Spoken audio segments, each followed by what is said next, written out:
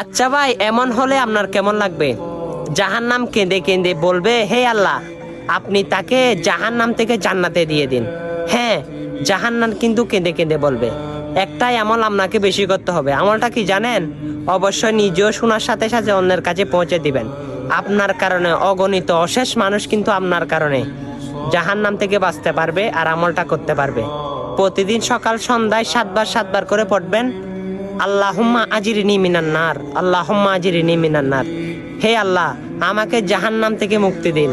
অবশ্যই অবশ্যই আপনিও শুনেছেন। দয়া করে অন্যের কাছে ভিডিওটা অতি শীঘ্রই পৌঁছে দেন। আপনার কারণে হাজার হাজার মানুষ আপনার কারণে কিন্তু জাহান্নাম থেকে বাঁচতে পারবেন। আপনিও অগণিত অসংখ্য নেকির অংশীদার হবেন। আমিন।